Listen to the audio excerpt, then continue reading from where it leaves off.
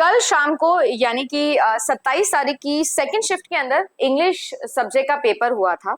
आज सुबह उठी, जब एनालाइज किया, सारी चीजें देखी कि कल रात को क्या रहा, कैसे रिव्यूज रहे। बहुत सारे स्टूडेंट्स जिनको सेंटर्स पर जेआरएफ अड्डा टीम ने मीट किया वो आए, और बहुत सारे ब्लैंक फेसेस मैंने इस एग्जामिनेशन के बाद देखे। सेम कुछ ऐसा ही था जो लॉ सब्जेक्ट के बाद भी मैंने देखा।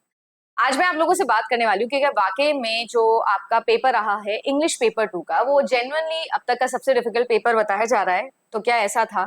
पिछली बार अगर आप लोग देखो तो इकोनॉमिक्स पेपर के साथ में भी ऐसा हुआ था। उससे पिछली बार भी अगर देखें तो कुछ कुछ सब्जेक्ट्स में डेफिनेटली इस तरीके की चीजें आती है। इंग्लिश के पेपर के लिए अगर मैं एक रिव्यू पढ़ूं जो कि और किसी नहीं बल्कि फैकल्टी का है, is unexpected, difficult, conceptual, out of the box. जो आता है वो कम आया इस बार, और बहुत सारे नए राइटर्स, बहुत सारे ऐसे एरियाज को इंक्लूड किया गया जिससे आज तक पिछले 10 साल के अंदर क्वेश्चंस नहीं बने थे।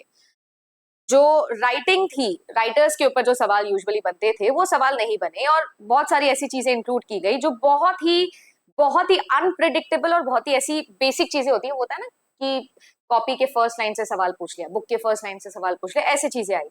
ऐसा ही कुछ सेम रिव्यू इस बार लॉ सब्जेक्ट के साथ में भी मुझे देखने मिला। फर्स्ट डे पेपर हुआ था इसका।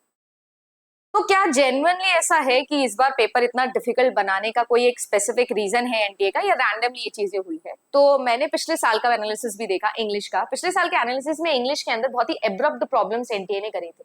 स्पेलिंग एरर्स इंग्लिश के पेपर में, इंग्लिश की स्पेलिंग्स ही गलत थी, और उस वजह से बहुत ज्यादा जो है क्रिटिसिज्म एनटीए को झेलने पड़ा था। अगर मैं बात करूं तो ये जगदीश कुमार जी का जो एरा रहा था ना, इस पूरे एरा के अंदर बहुत सारे ऊटपटांग चीजें करी थी एनटीए ने। बहुत सारी ऐसी चीजें हुई थी जो, मतलब आप एक ऐसी एग्जाम कंडक्टिंग बॉडी जो इतनी सुप्रीम है, इतने बड़े एग्जाम्स उनके हाथ में है, और मैं अगर मानूं तो 1 करोड़ बच्चों का करियर, उनके जीवन का नेक्स्ट फेज उनके हाथ में है, उसके ऊपर खिलवाड़ सीधा सीधा हो जाता है।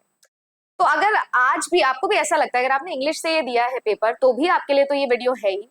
मैं जानना चाहती हूँ कि आप लोगों का क्या रिव्यू, मेजोरिटी ऑफ बच्चों का क्या पॉइंट ऑफ व्यू है, क्योंकि it's not about 1 and 2 students, 1 or 2 reviews, it's about everyone.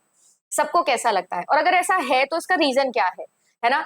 देखा जाए तो नए चेयरमैन, नए रूल्स, नई मनमर्जियां, और ऐसा ही कुछ जो है वो हमें इस बार पेपर में देखने में मिला। पेपर 1 में भी देखने मिला, ऑब्वियसली मैंने इस पर वीडियो बनाया है, बट पेपर 2 इंग्लिश में भी ये देखने मिला।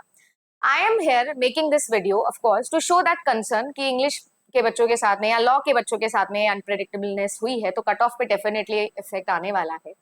पर इंग्लिश की आवाज उठ गई है क्योंकि बच्चे बहुत ज्यादा है एग्जाम देने के लिए। मैं उन सब्जेक्ट्स से बात करना चाहती हूँ जिन सब्जेक्ट्स में बहुत कम ऑडियंस होते हैं, छोटे छोटे जो सब्जेक्ट्स होते हैं, चाहे वो पब्लिक एडमिनिस्ट्रेशन हो जाए, चाहे वो फिलोसफी हो जाए, या बाकी कोई भी सब्जेक्ट हो जाए। अगर आप उन सब सब्जेक्ट से बिलोंग करते हो और आपको भी ऐसा लगता है कि आपके पेपर के अंदर भी ऐसा हुआ है कि अनप्रिडिक्टेबल या फिर ऐसी चीजें जो अनवांटेड थी या मैम अननोन थी, अब तक एक्सप्लोर ही नहीं करी थी एनटीए ने, वो एक्सप्लोर कर दी, उनसे ज्यादा सवाल पूछ लिया, और जो बहुत ही इंपॉर्टेंट एक्सपेक्टेड टॉपिक्स थे उनसे तो सवाल ही नहीं बना। कंप्यूटर साइंस में ऑनेस्टली, क्योंकि मैंने पूरा पेपर देखा है, मेरा ही सब्जेक्ट है, तो मुझे ऐसा देखने नहीं मिला। पेपर 1 में थोड़ी अजीब चीजें देखने मिली, डीआई अनसॉल्वेबल डीआई दे दिया हमको, अनसॉल्वेबल प्रॉब्लम दे दी, पर अदरवाइज जो है वो पूरे पेपर में लेंदी और टाइम कंज्यूमिंग पेपर था। बट डेफिनेटली पेपर में ऐसा कोई टॉपिक नहीं था जो क्लासेस में अपन ने नहीं पढ़ा हो, तो वो रिव्यू मेरे पास है। मैं बाकी सब्जेक्ट्स के लिए पूछना चाहती हूँ कि आपका क्या पर्सपेक्टिव है, आपको क्या लगता है कि इस बारी का आपके सब्जेक्ट का पेपर भी ऐसा आया है, नहीं आया है, और क्या हम इससे एक कंक्लूजन निकाल सकते हैं कि ये सारी चीजें समझना कि एक पर्टिकुलर पैटर्न पर आता है। यूजीसी नेट एग्जामिनेशन एक सिंपल एग्जामिनेशन है, यूजीसी नेट एग्जामिनेशन तो प्रीवियस ईयर बेसिस पर आता है।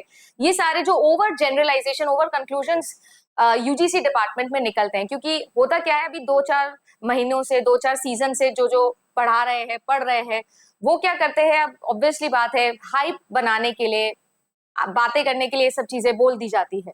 और हमारे देश में मास मीडिया कितना कमाल है, आप तो जानते हो ना, जो दिखाया है वही बच्चा मान लेता है, जो बताया जाता है वही बच्चा मान लेता है। बट रियलिटी जो है वो, मैं चाहती हूँ कि आप सभी लोगों से ही डायरेक्ट मैं बात करूँ। 7 साल हो गए मुझे ओनली यूजीसी नेट कैटेगरी में काम करते हो, और इसीलिए मैं कंसर्नफुल हूँ। मुझे किसी को जस्टिफाई या जवाब देने के लिए काम नहीं करना है, बट मुझे ये जानना है सो दैट मैं उसके अकॉर्डिंग नेक्स्ट ईयर्स के लिए प्रिपरेशन कर सकूं, समझ सकूं। आज भी सुबह से लगभग 1 घंटा हो गया मुझे पूरा एनालिसिस करते हुए। पूरे साल के पेपर्स को मैंने देखा, रिव्यूज को देखा, क्योंकि कर रहा है जेआरएफ अड्डा तो 3 साल से सेंटर पे जा रहा है, बच्चों से बात कर रहा है फोन पे।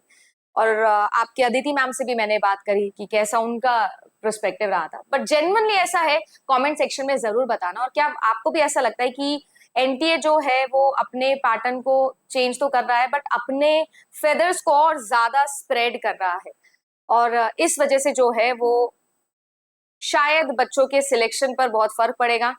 और जो उनकी एक बड़ी प्रॉब्लम है कि जॉब तो है नहीं देने के लिए, पेपर तो हम दिला दे रहे हैं 7-8 लाख बच्चों को, जेआरएफ भी क्वालिफाई करा दे रहे हैं, है ना, यूजीसी नेट भी क्वालिफाई करवा दे रहे हैं, जहां 6% का रेशियो चलता था और उसमें से भी 6% जेआरएफ होते थे, वो रेशियो गिर के पिछले सालों में तो 0.4 0.6% तक आ गया है। तो आखिर क्या रीजन है? क्या वो 0.4% भी नहीं रहना चाहते हैं? इसके ऊपर एक बड़ा सवाल बनेगा। ऑल द रिसर्च जारी है, मैं बनाऊंगी इस पर डिटेल वीडियो, बट आप फिलहाल जो है वो अपना रिव्यू जरूर दीजिएगा। और अगर ऐसा है कि आपको पेपर डिफिकल्ट लग रहा है, तो I just want to say that on the behalf of the complete JRF Adda fraternity that we are with you and it's fine.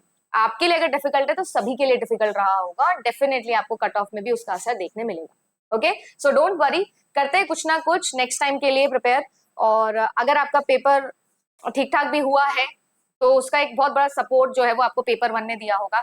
ज्यादातर इंग्लिश के हमारे बच्चे जो है, या ज्यादातर जो इंग्लिश की फैकल्टीज हैं जो अपनी नाराजगी बता रही हैं, वो भी ये चीज बोल रहे हैं कि पेपर 1 ने आपको बहुत सपोर्ट किया होगा। तो पेपर 1 को पकड़ के रखो भाई, और उसे भी थोड़ा स्ट्रांगली पकड़ना पड़ेगा क्योंकि वो भी अनप्रेडिक्टेबल होता जा रहा है दिनों दिन। सो अच्छी तैयारी करिए, मिलते हैं आप सभी लोगों से नेक्स्ट वीडियो के अंदर। अपने छोटे सब्जेक्ट्स की मैं बात करूँ, इंग्लिश को छोड़ के और भी सब्जेक्ट्स में ऐसा हुआ है या नहीं है, जरा कमेंट सेक्शन में बताइएगा सर। Good luck.